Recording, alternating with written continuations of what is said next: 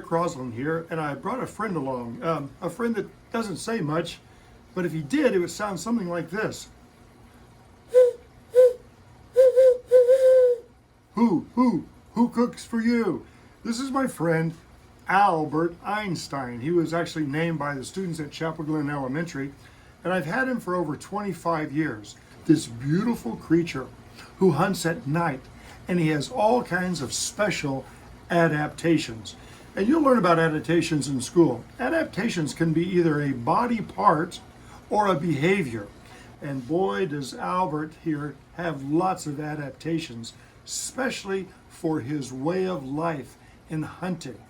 And this beak is amazing. That beak is for tearing flesh because he doesn't chew his food. Let's take a look down here at his feet where he has these talons. And these talons are pretty amazing. If you take a look at those things, he has actually a skeleton of a mouse in his talons. But those are very, very sharp. In fact, the more you pull on them, the tighter they get. Take a look at this owl food web. You can see that from plants we have small insects, and from these small insects we have mice and grasshoppers, and all of that energy, including birds and rats and what we call meadow mice, all go up the food chain into the owl. And how do we know this? Because we can look at something that actually is left over when the owl eats.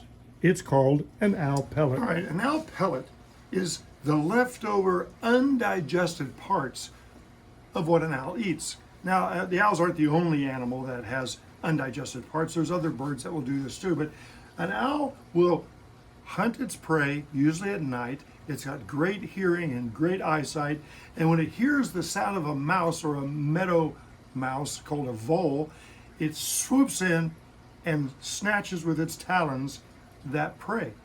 And when it eats that prey, it goes into its stomachs. It's got a long esophagus where it kind of takes out all the parts that are good, the parts, the muscles and the liquid, and what's left, it regurgitates the parts that it cannot digest. And for us, that's very cool. That's where we find an owl pellet. Now, an owl pellet looks like this. Sure, when an owl regurgitates or spits this up, what's left is the fur, the bones, the teeth, and the nails of its prey. There are several companies that sell owl pellets. And if you do a search, owlpellets.com, you can order some and all the tools you need. But if you order some owl pellets, they come like this, autoclaved and wrapped up. And the first thing you want to do is open it up. You can gently start to pull it apart. And you want to be careful about this because this is the remains left over from a meal. Here's my bone sorting chart, and it's got rodents and shrews and moles and birds. And if you take a look, you can see that there are different skulls, and in fact, all the bones that you have, there are similar bones listed here in this pretty cool skeleton of a meadow mouse, which is called a vole. This is one that I started a little bit earlier, and there are some fantastic things to find here. In fact, right in the middle there, I see a skull. Check this out. Here is, look at that. Here is the skull of a vole or a meadow mouse. And you can find the complete skull. And look at the yellow teeth here. These yellow teeth are part of the mouse's adaptation to cut through seeds. Now, if we find the top of the skull, we should also find the bottom or the mandibles. And you carefully take these apart. Here is the mandible. And so they have two jaw bones. And if you take a look at this one right here, start to pull it apart. Now, if you have tweezers, that's a good thing to take some of the fur away from it. And you get to see different types of teeth. In fact, I'm going to show you this even better.